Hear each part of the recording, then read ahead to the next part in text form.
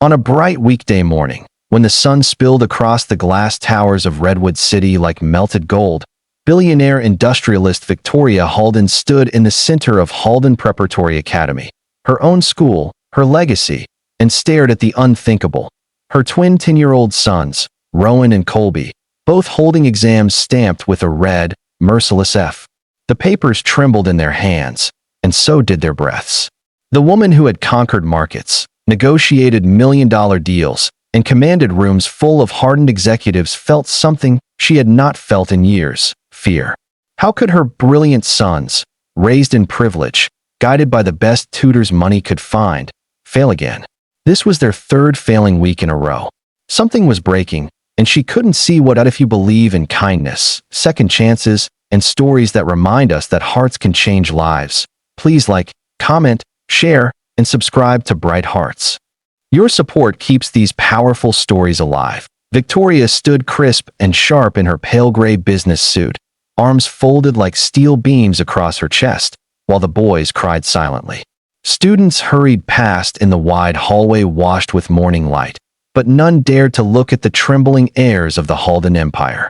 At the far end of the corridor, pushing a cleaning cart, stood someone no one noticed: Elias Turner, the single dad janitor who worked the morning shift. He paused, watching the scene with a sadness that came from knowing what pain looks like, even in the wealthy, even in those who seem untouchable. Victoria turned sharply toward the twins' homeroom teacher, who stood at her side. "This is unacceptable. There must be something wrong with your methods." But the teacher shook her head with gentle firmness. "Ma'am, the boys aren't struggling with knowledge. They're struggling with something else." Victoria scoffed and took her sons by the shoulders, guiding them toward her office. She didn't see the way Rowan's eyes flickered toward Elias or the way Colby seemed to want to speak, but swallowed the words like stones. Inside her towering glass office overlooking half the city, Victoria leaned against her polished desk, hands pressed tightly against it. Rowan and Colby stood small and shaking in front of her. "What is going on with you both?" she demanded, though her voice trembled. "You have every resource, every advantage. Why can't you focus? Why are your grades collapsing?" The twins said nothing. Their silence was louder than any confession.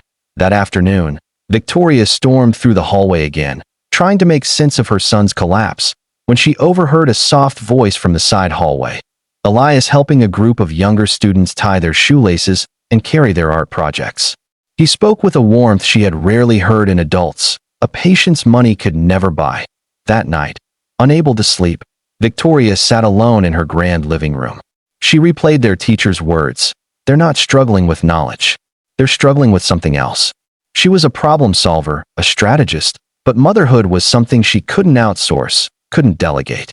Quietly, painfully, she began to realize that even though she gave her sons everything, she rarely gave them herself. The next day, under the bright sun filtering through the academy's skylights, Rowan tripped as he stepped off a stair, falling forward with his books scattering everywhere.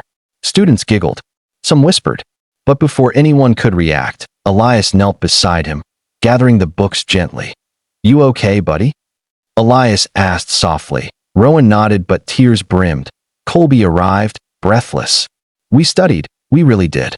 But we can't do tests. We panic." Elias didn't speak for a moment. He just handed Rowan his last book and ruffled the boy's hair. "You know, sometimes the smartest people in the room aren't the ones who know the most answers," Elias whispered. "They're the ones who know how to breathe." Both boys looked up, startled. Elias continued. "My daughter, Aria, used to freeze during her quizzes. But I taught her a secret. Want to know?" The twins nodded quickly. Elias looked left and right, then leaned closer. "Before you start any test, place your hand flat on your desk for 5 seconds. Feel the desk. Feel that you're safe. Then take one breath in, slow, and one breath out, even slower. Tell your heart to calm down, and it will listen." Rowan blinked. "That's it. Just breathing." Sometimes, Elias smiled softly. The smallest things make the biggest changes. Victoria, who had come around the corner just in time to hear this exchange, froze mid-step.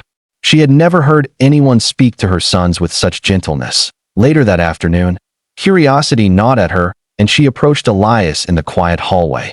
"Mr. Turner," she said, her voice unsure. "What you said earlier to my sons, You seem to understand them.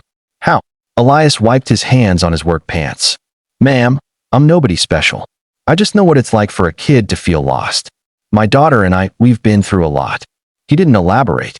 He didn't need to. The tiredness in his eyes spoke volumes. Long nights, hard years, heavy life. Victoria hesitated, then asked something she had never asked any employee before. Would you consider helping my sons? Not as a tutor. Just helping them understand themselves. Elias paused. He glanced down the hallway where the boys waited quietly. If they're willing, he said, then yes. But only if it's okay with them. That day marked the beginning of something extraordinary. For the next 2 weeks, every bright morning in the school garden, under clear skies and warm sunlight, Elias met the twins before classes began. They sat on stone benches while gardeners trimmed hedges nearby, sunlight flickering like silver through the leaves. Elias taught them how to breathe when panic rose, how to break big problems into tiny, conquerable pieces, how to listen to themselves instead of their fear. He taught them how he used to help Arya practice focusing when she was scared, sometimes with funny stories, sometimes with honest truths. Rowan and Colby changed. Slowly at first, then quickly, like trees finding light after growing in shadows. One morning, Victoria watched from the second-floor balcony. The twins sat cross-legged on the grass, laughing at something Elias had said.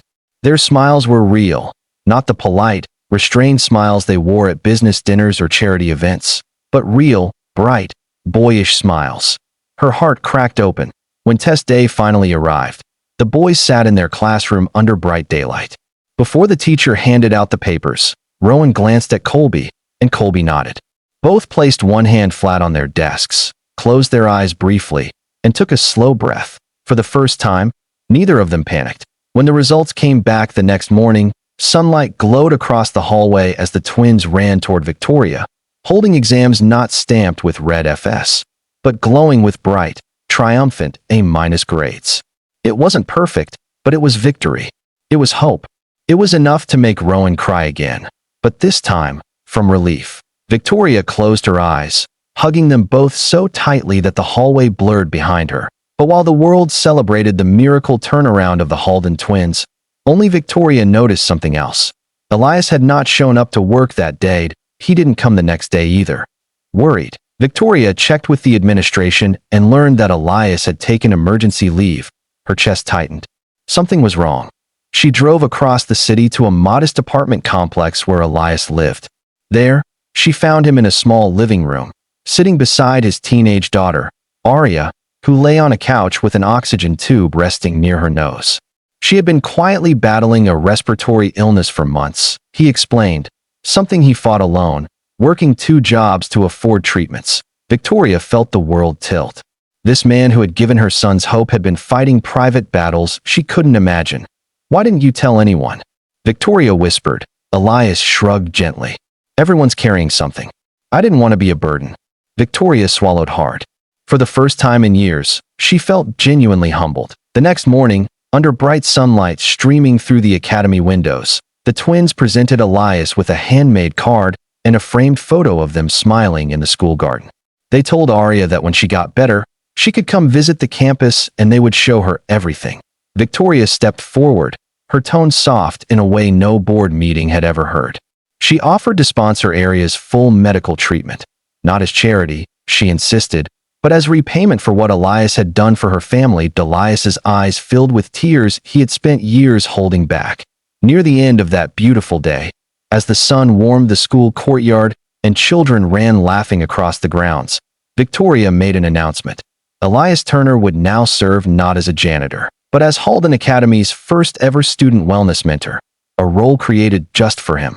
The applause that followed washed through the courtyard like sunlight itself. If this story touched your heart, please take a moment to like, share, comment, and subscribe to Bright Hearts. Your support helps kindness travel farther than you can imagine. And before you go, tell me in the comments, do you believe one small act of kindness can change a life?